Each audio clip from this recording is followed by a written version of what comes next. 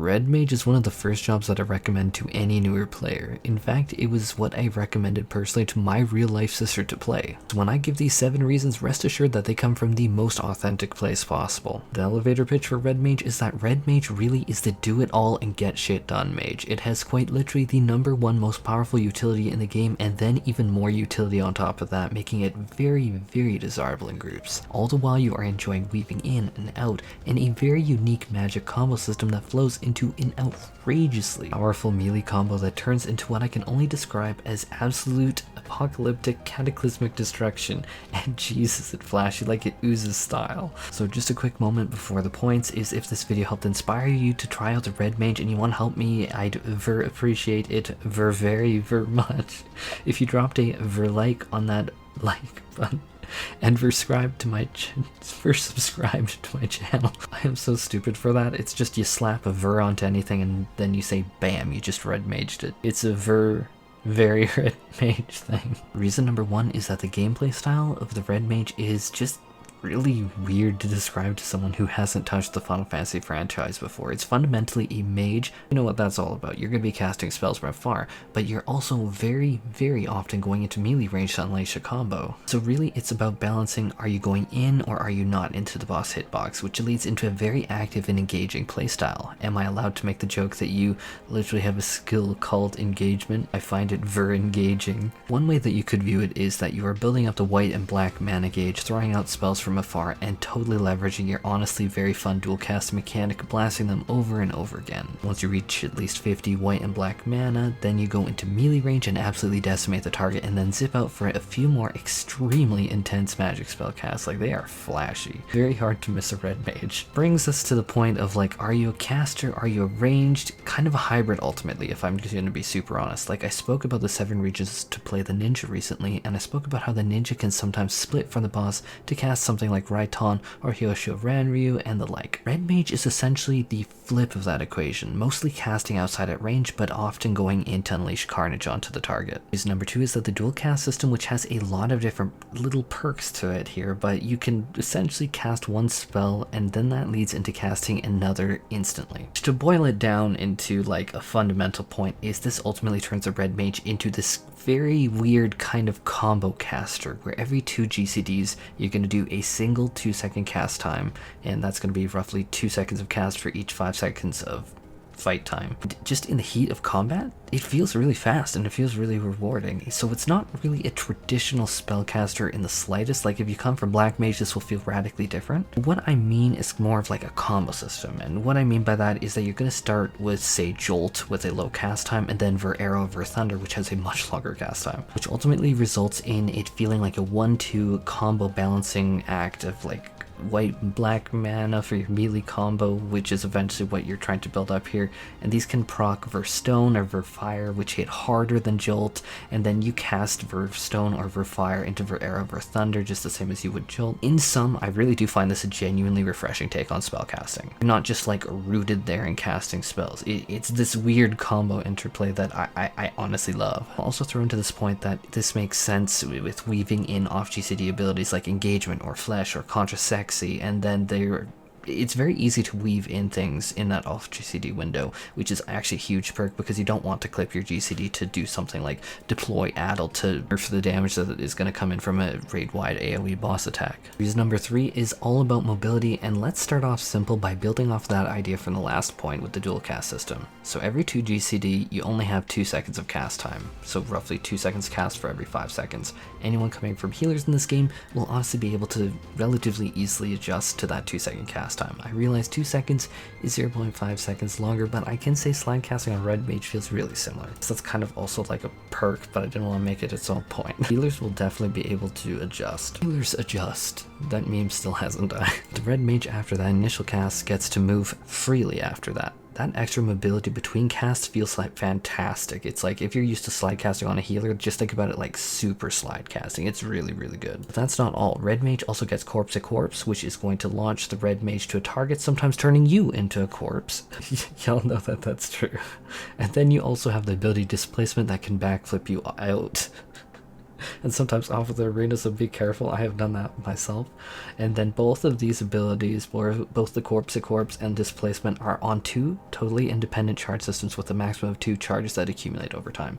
You can do some pretty stupidly awesome things with these. So you're going to be weaving them in a lot because they do also do significant damage on their own. So these are going to be used in the opener too. Moving on to another mobility point is another thing that you can do is once you're in that melee combo after building 50 white and black mana, that you are just free range mobility at that time. Yeah, you need to go into melee range to start off. Okay, I get it. But for 6 global cooldowns or roughly 15 seconds, no casts. First 3 in melee, and then last 3 you can go literally anywhere. This makes resolving mechanics very nice. Like in particular, I'm thinking about Endsinger dodging the planets, and maybe I can sync up the footage here, but like it makes it really nice. And then this is just during your burst window, because this melee combo is actually by definition your burst window, and having that mobility to ensure that your burst window isn't somehow getting messed up is very, very nice. But if that isn't enough, then you can also instantly cast a spell for Thunder over Arrow from this, and without losing uptime, and this is through using the ability Acceleration. Let's say that you need to do a much longer movement than you could just do through one of your basic slide casts, and you need to say go from one side of the arena to another. You can store 2 charges of Acceleration that come back every 55 seconds and use them at your discretion. Also, you will have the roll action of Swift Cast every 60 seconds on reserve too, and because you have Dual Cast, as we're going to talk about in a second, you don't need to worry about saving that for Revive. I've usually found that is usually used for casting like a Ver Arrow, Ver Thunder. Point being, Red Mage for a caster is super very much able to be mobile, which is very big. Reason number 4 is that Red Mage actually feels very fast in its burst cycles. Especially in that opener, you're going to be surging through a ton of off GCDs, popping Corpse to Corpse, Engagement, Flesh, Contra Sexy, Manification, and Embolden into your melee combo, and then just bursting down the target. It's very weighty and feels so good. And outside of the opener, the Red Mage still feels really great because you do have many of your off GCDs that just have low cooldowns like Contra Sexy and Flesh, which you are going to be given a lot to work with. But in general, one thing about the Red Mage is that you should be generally keeping your GCD at 2.5 seconds and avoiding spell speed.